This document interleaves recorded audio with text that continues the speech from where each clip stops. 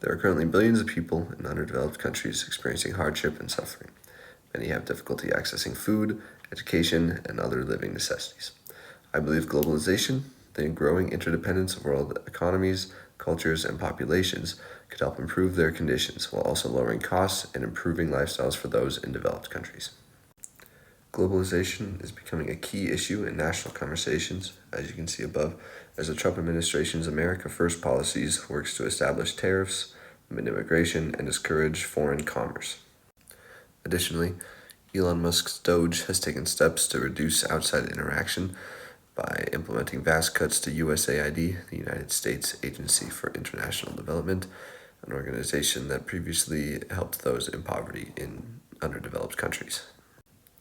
On the partisan spectrum, Republicans tend to argue against globalization in order to protect domestic industries and jobs from global competition.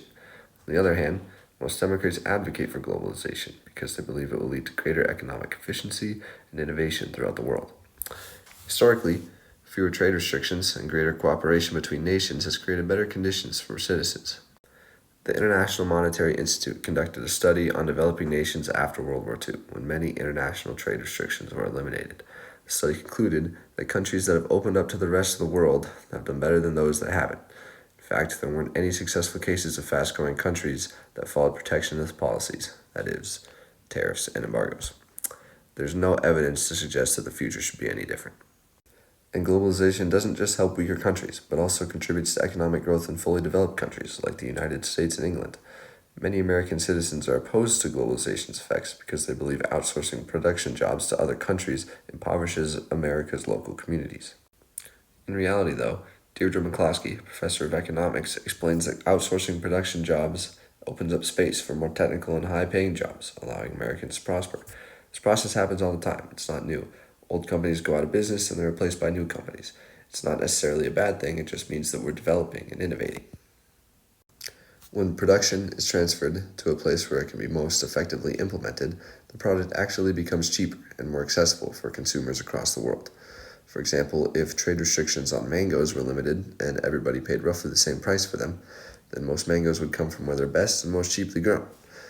This phenomenon is why we're able to have coffee in Montana. Most coffee is grown in Colombia, and because we don't have any trade restrictions or tariffs, we can get coffee at a pretty reasonable price here in Montana. If we decided to implement a tariff, though, then we'd have to rely completely on ourselves to grow that coffee. And America doesn't have the best climate for that, so it'd be really hard, it'd be more expensive, and the coffee wouldn't be very good. We'd be paying more for worse coffee.